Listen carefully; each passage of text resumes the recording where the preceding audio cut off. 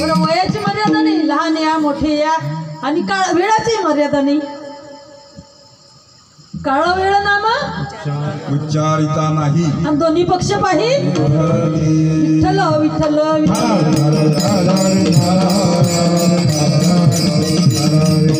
पण काही काही लोक असे असतात, पालत्या घागरीवर पाणी, ते देवाचं नाव घेतच नाही.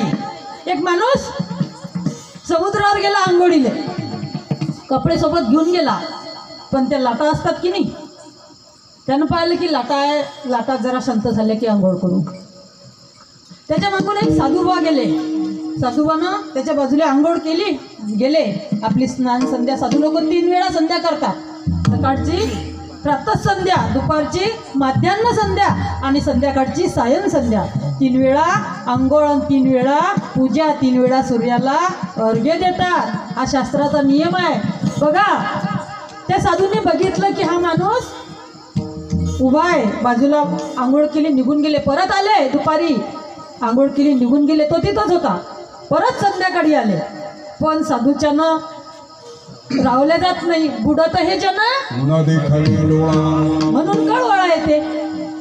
आला कळवळा, विचारलं, क्यों रे भाई, जब से देख रहा हूं, बोले यही पे खड़ा है. तो म्हणते, बोले लहरें रुक जाए, बाद में नहा लूंगा. साधु बोले, ये लहरें कभी रुकने वाली नहीं है, इसलिए लहरों के संग नहा लो. जसं त्या पाण्याच्या लाटा कधी थांबत नाही, म्हणून तसा हा संसार आहे. या संसारातल्या व्यवहार रूपी लाटा कधी थांबत नाही, म्हणून कामामध्ये काम, कामामध्ये काम, कामामध्ये काम,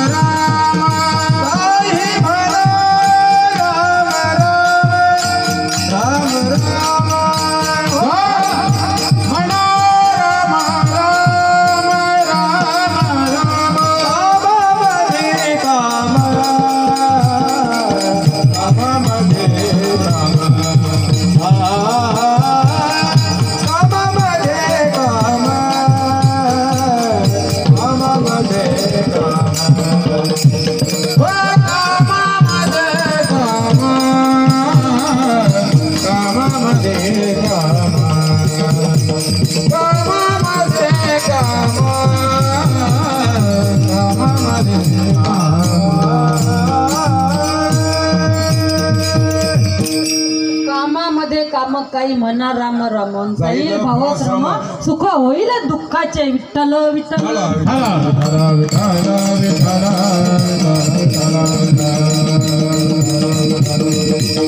भगवान कृष्णाने गीतेमध्ये तेच सांगितलं अर्जुनाला की काम करा आणि कामामध्ये कामन काही म्हणा राम राम. बघा, संसारी असावे असूनही नसावे, भजन करावे, संसारात राहा पण मनात संसार असू नये.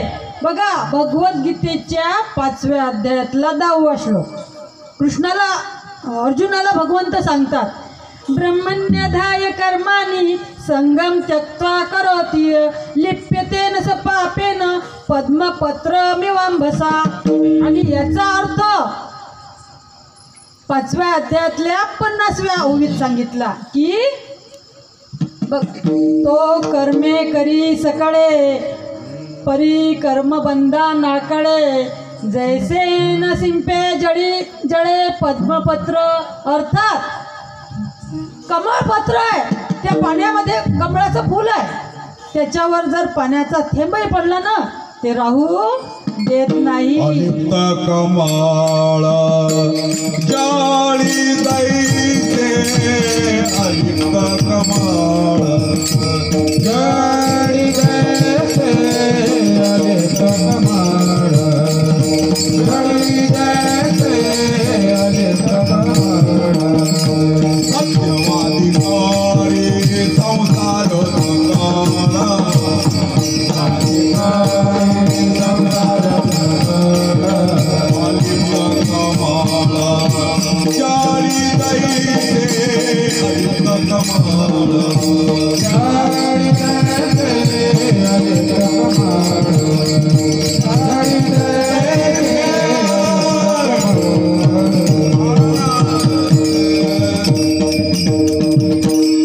याच्या पुढे एक ओवी आहे 10व्या अध्यायातली 51 नंबरची, 5व्या अध्यायातली 51 नंबरची. माऊली म्हणतात, दीपाचेनी प्रकाशे गृहीचे व्यापार जैसे देही कर्म जाता तैसे योगयुक्ता.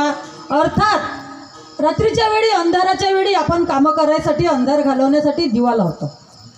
तो दिवा आपल्याला कामं करायला मदत करतो म्हणजे प्रकाश देतो, पण तो या कर्मापासून अलिप्त असतो.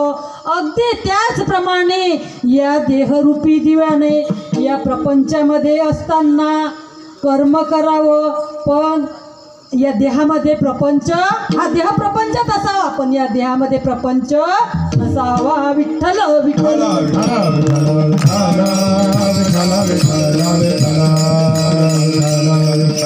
आध्यात्मिक भाषा कळायला फार कठीण आहे. 6व्या अध्यायातल्या 494 नंबरच्या ओवीत माऊली सांगतात ते कशी समजून घ्या. परी ते मनाच्या कानी ऐकावे, बोल बुद्धीच्या डोळा देखावे, हे साठो वाटी घ्यावे चित्ताची या. विठ्ठल विठ्ठल.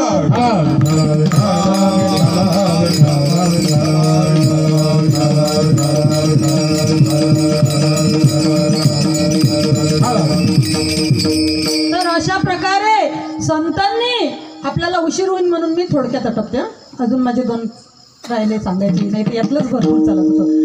संतांनी आपल्याला सांगितलं कसं नाम घ्या. अभंगाचं पहिलं चरण. आरंभी आवडी आदर आले नाम आरंभी आवडी आदर आले नाम आरंभी आवडी आदर आले नाम आरंभी आवडी आदर आले नाम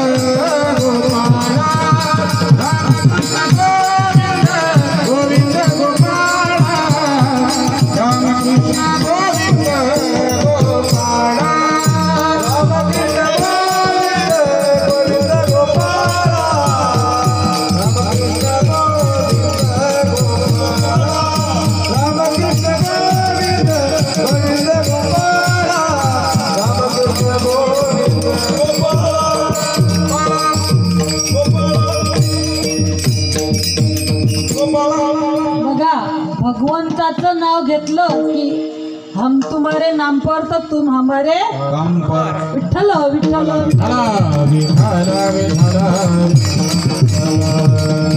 आता वेळ कमी पडते. 2 प्रमाण म्हणजे 2 चरण सोडाय तरी मी लहान अभंग मला थोड्या वेळात जमतच नाही. विठ्ठल विठ्ठल विठ्ठल.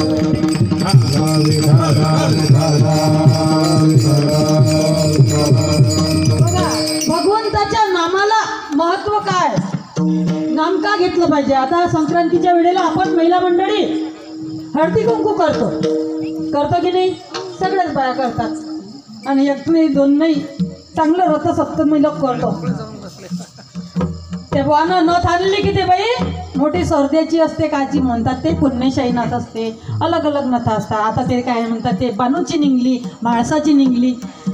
ते नथ घालून पार त्या संक्रांतीपासून तर त्या रथसप्तमीला पुऱ्या गावात हिंडते.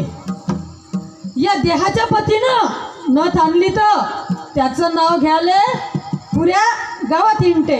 पण ज्यांना नथ घालाले हे नाक दिलं त्याले मात्र विसरते. विठ्ठल विठ्ठल.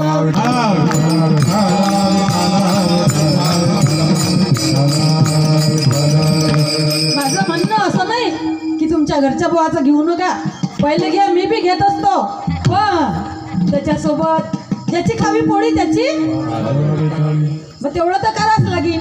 पण त्याला आयुष्य मिळण्यासाठी त्या भगवंताचं सुद्धा नाव घ्यावं. विठ्ठल विठ्ठल.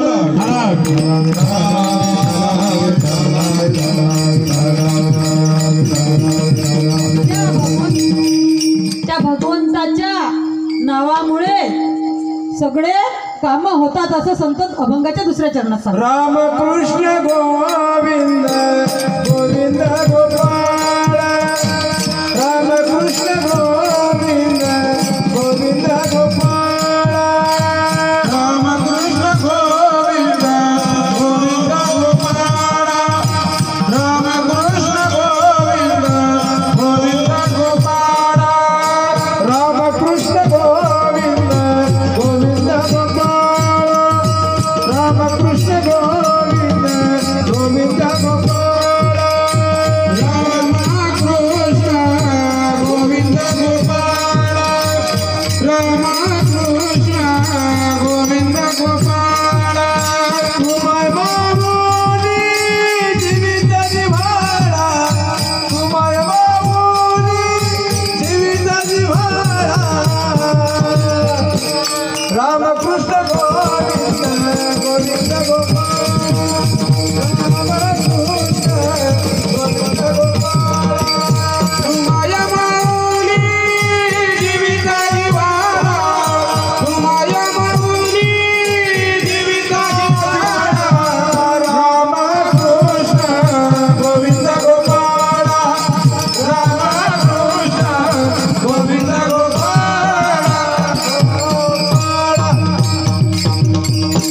बघा, आजचा दिवस पहिला म्हणून नामाचं सांगायला लागतं सगळं.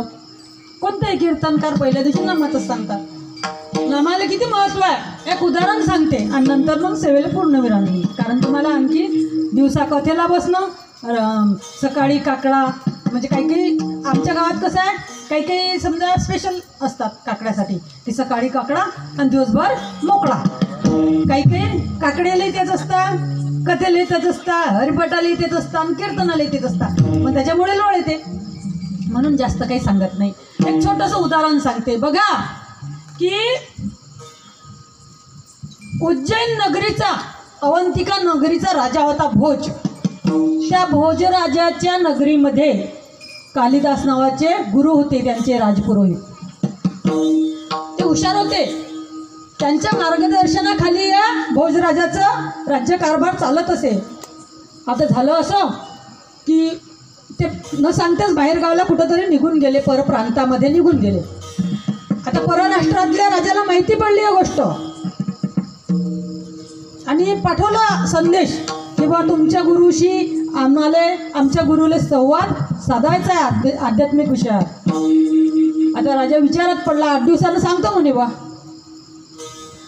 गेले ते परत सांगायला की 8 दिवसानं सांगतो म्हणतात. आता यांना माहिती होतं की आपले गुरु न सांगता निघून गेले, कधी येतील काही सांगता येत नाही. इकडे राजा काळजीत बसला. राजाच्या समोरून एका डोळ्यानं आंधळा एक गंगूतेली नावाचा माणूस जात होता. जात असताना त्यांना पाहिलं की राजा चिंताक्रांत बसेला आहे. विचारलं की राजेसाहेब कसली चिंता लागून बसली. राजाने सांगलं की बा तुझ्या काही कामाची गोष्ट नाही म्हणे, तुझ्या डोक्याच्या वरची आहे. नाही म्हणे. सांगा तर घरी जमलं तर जमलं. काही काही अंदाजी टोले फिट बसतात बरोबर मापाचे. सांगा तर खरी. हा म्हणे सांगतो बापा. असं आहे म्हणे की परराष्ट्रातला एक राजाचा सेवक आला आणि त्यानं सांगितलं की बा तुमच्या गुरुशी आमच्या गुरुला आध्यात्मिक विषयावर वाद संवाद स्पर्धा मांडायची आहे. आणि बघ म्हणे माझे गुरु न सांगताच दुसरीकडे कुठंतरी निघून गेले. अरे काय हरकत नाही म्हणे, तुमचे गुरु नाही तर तुमच्या गुरुचे गुरु तर आहे म्हणे. म्हणे कुठं आहे म्हणे मी. म्हणे तू एका डोळ्यानं फुटका अन तू तर म्हणे वखरावरला इस्तू समजते ना, वखरावरला गोटा तसंच आहे म्हणे. आणि तू काय माझ्या गुरुचा गुरु बनशील रे. अरे म्हणे तुम्ही पाहता खरे गंमत, नुसतं हाव तर म्हणा हाव म्हणे. बरं आता वया गेल्यापेक्षा म्हणतात ना वासरात लंगडी गाय बरी. विठ्ठल विठ्ठल विठ्ठल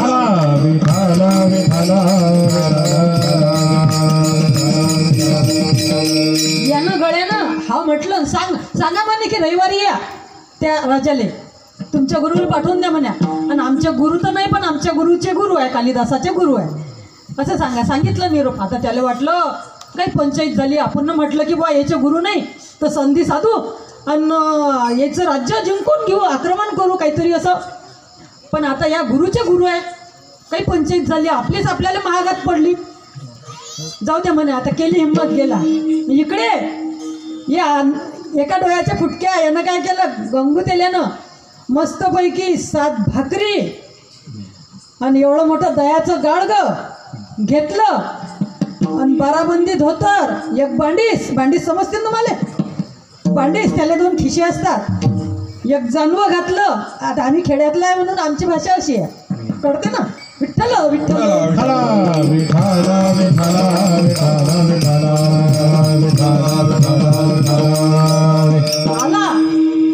आला आणि बसला. तिकडून त्या परराष्ट्रातले त्या राजाचे गुरु आले, ते सुद्धा बसले. आता त्या ठिकाणी त्यांचा मुख संवाद चालू झाला. आता हा एका डोळ्यानं फुटका होता, यानं 7 भाकरी आणि एक दह्याचं मळका आणेल होतं. त्यानं एक बोट दाखवलं, त्यानं एक दाखवलं तर यानं 2 दाखवले. त्यानं एक थापड दाखवले, यानं बुक्का दाखवला. झालं. त्यानं 7 बोटं दाखवले, यानंही 7 बोटं दाखवले. मंदात आळवीरेश ओढली. आता तो संवाद संपला. तर परराष्ट्रातले गुरु म्हणतात, कालिदास महाराज हे भोजराजा असते तो. विठ्ठल विठ्ठल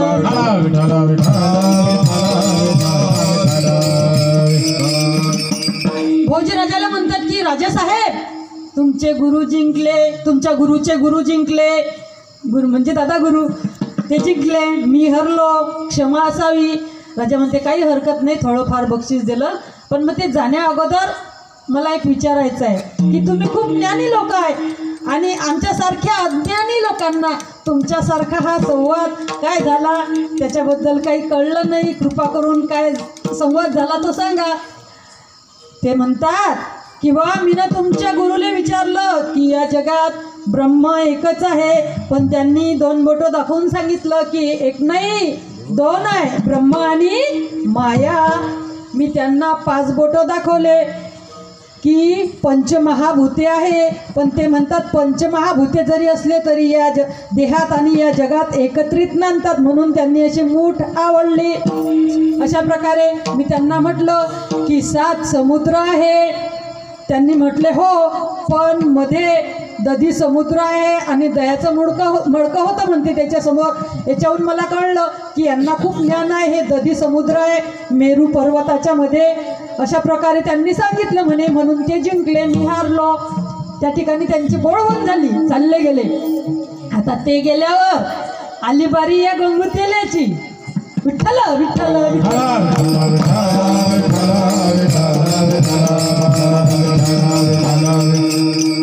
राजानं बोलावलं, या म्हणे भाऊसाहेब मोठा पराक्रम केला तुम्ही ना, या सांगा म्हणे आता कसे काय प्रश्नाचे उत्तर. आणि एवढं तत्वज्ञान कुठे प्राप्त केलं रे म्हणे, तू तर उठला की वावरात जातो रोज.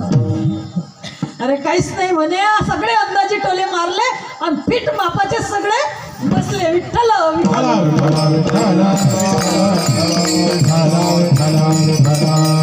राजा म्हणते पण ते सांगतं खरी फोडून. म्हणते काही नाही, त्यांना एक बोट दाखवलं. मला वाटले मी एका डोळ्यानं फुटकाय तर म्हणून म्हणते काय. मी म्हटलं म्हणे अरे तू जसं तो म्हणते की बा तू एक डोळ्या फुटकाय मी दुसरा बी फोडेन असं म्हणते काय, असं वाटलं मला. म्हणून मी 2 दाखवले की तू माझ्या एक फोडशील तर मी ते दोन्ही फोडे. विठ्ठल विठ्ठल विठ्ठल.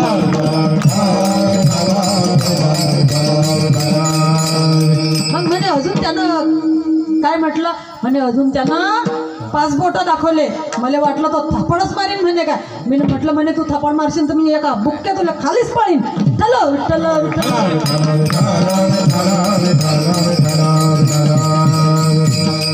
मग म्हणे अजून असं काय केलं म्हणे 7 आणि असं. अरे म्हणे मी 7 भाकरी आणल्या.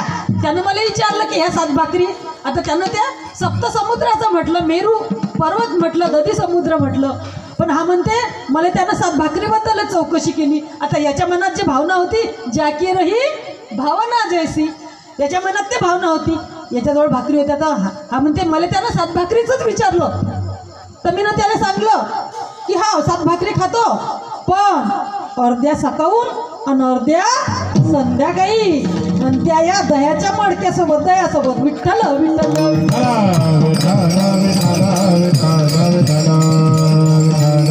तो गंगू त्यांनी म्हणते मी त्याला त्याच्या प्रश्नाचे अंदाजी उत्तर दिले पण मोघम बसले.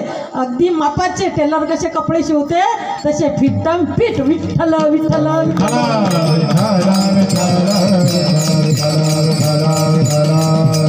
आता दृष्टांत संपला. यातून सिद्धांत असा आहे बघा. दृष्टांत सोडून द्यायचा, सार ग्रहण करायचं.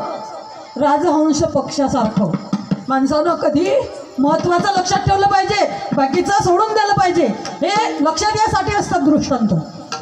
याच्यातून असं लक्षात येते की साधारण माणसाच्या नावानं जर एवढं मोठं काम होऊ शकते की नुसतं त्याला काय वाटलं की हे कालिदासाचे गुरु आहे तर कदाचित याची उत्तरं बरोबर असतील. त्याला जर माहीत असतं की हा गावठी माणूस आहे तर ते उत्तरं फेल ठरले असते. म्हणून साधारण माणसाच्या नावानं जर एवढं काम होते तर भगवंताच्या नावानं काम होईनच यात संशयच नाही. विठ्ठल विठ्ठल.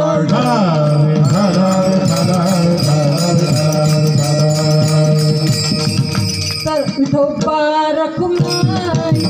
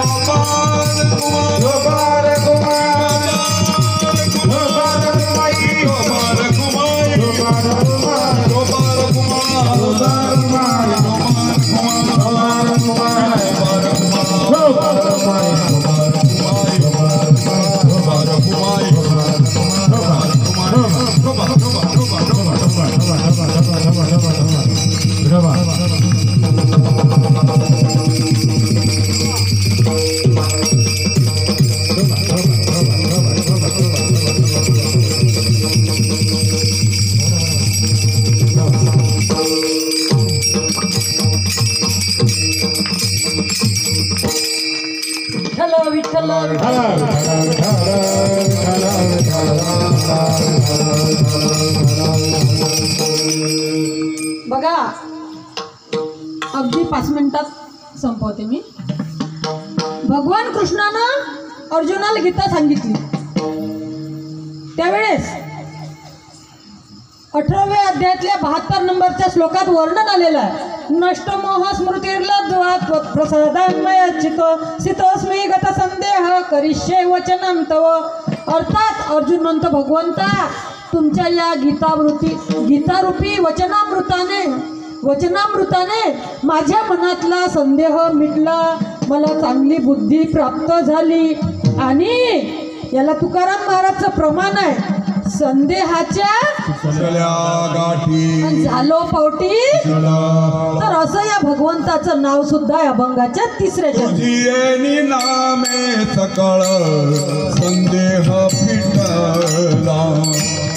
तुझी नामे सकळ संदेह फिटला. तुझी नामे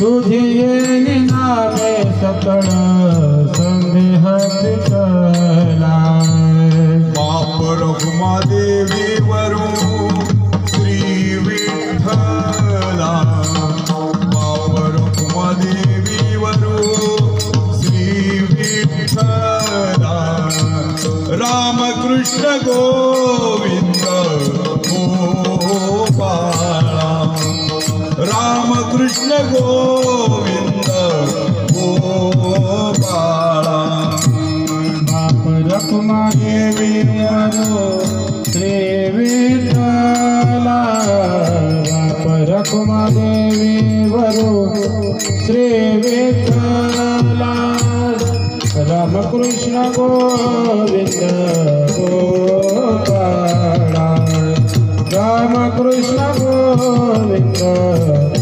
गोपाळा तो माय माऊली जीविता जिव्हाळा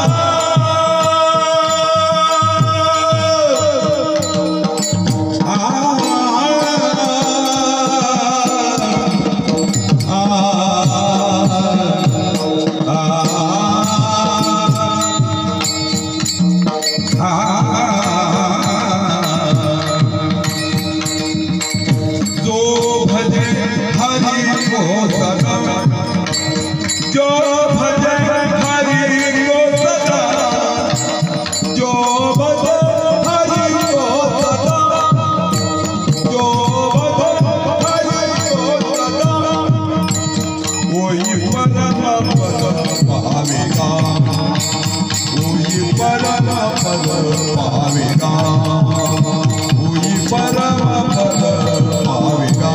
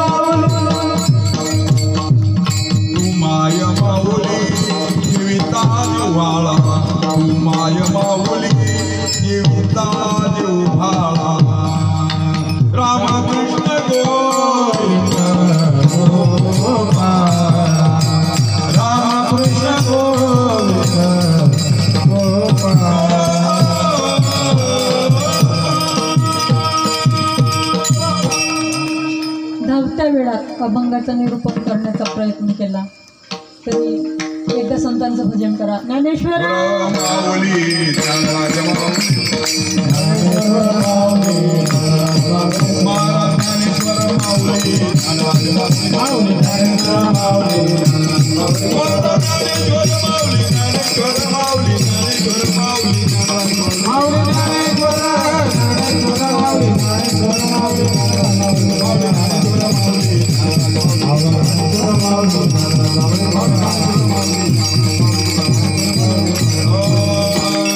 गण गण गणात बोले गण गण गणात गण गण गणात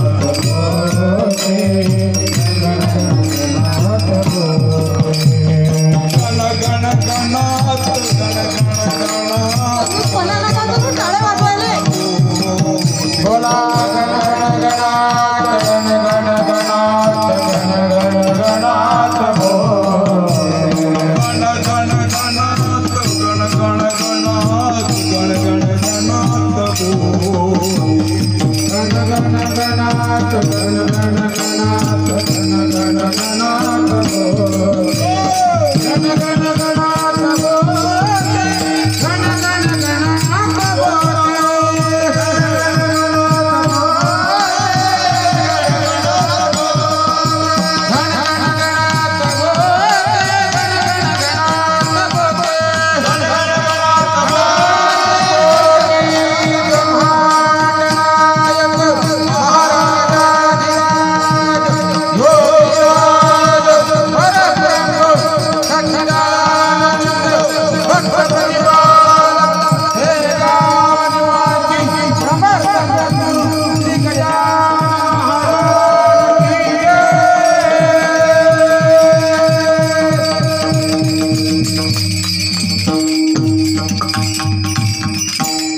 आजच्या या अभंगाचा अर्थ असाच असेल असंही काही माझं म्हणणं नाही, वेगळंही असू शकते, पण मी माझ्या अल्पबुद्धीप्रमाणे सोडवण्याचा प्रयत्न केला.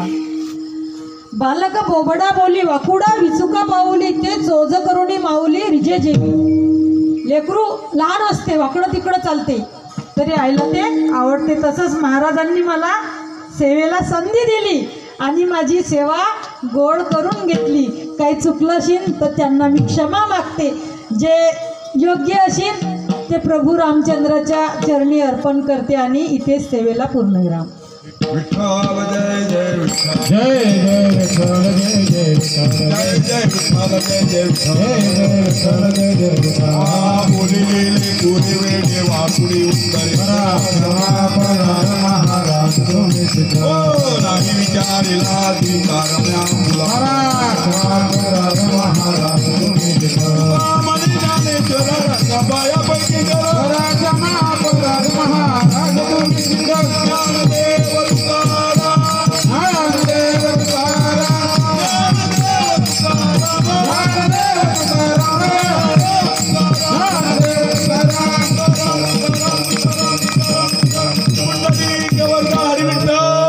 ज्ञानदेव तुकाराम. पंढरीनाथ भगवान की जय. 2 मिनिट थांबा, जरा महिला कोण जाणार नाही बाहेर. कीर्तनाची मर्यादा सगळं पाळायची आहे. महिला मंडळी बसा, कोणी जाणार नाही. हा आपला सप्ताह आहे. यारे यारे लहान थोरं एकल्याचा नोई खेळं म्हणून मेळ मिळविला, अशा प्रकारचा हा श्रीराम हनुमान मंदिर हरिकिरण सोसायटी मलकापूर या ठिकाणी आजपासून भावार्थ रामायण या सप्ताहाला सुरुवात झालेली आहे. आजच्या पहिल्या दिवशीचा कीर्तनकार हरिभक्तपरायण अर्चनाताई दिगंबर रोठे दहीगावकर त्यांच्या गावाला आज रामनवमीचा सप्ताह होता. त्याचा शेवटचा दिवस असूनही त्यांनी या ठिकाणी वेळेवर आले आणि माऊली ज्ञानेश्वर यांचा आरंभी आवडी आदरे आले नाम, तेने सकळ सिद्धी जगी झाले पूर्ण काम या 3 चरणांचा अभंग यावर अतिशय उत्कृष्ट असं त्यांनी विमोचन केलेलं आहे. अभंग हा न सुटण्याचे कारण एवढंच आहे की त्यांनी सुरुवातीला जवळपास 20 मिनिटं ते 25 मिनिटं त्यांचे प्रस्तावनामध्ये गेलेलं आहे. कारण राम कसे आले उदयास याची कथा आपण आज ऐकलेली आहे. सुरुवातला दशरथ राजे निपुत्रिक होते आणि त्यांना नंतर ऋषी भेटले. ऋषींनी त्यांना सल्ला दिला, त्यांना यज्ञ करावा लागला. त्या यज्ञापासून देवी निर्माण झाली.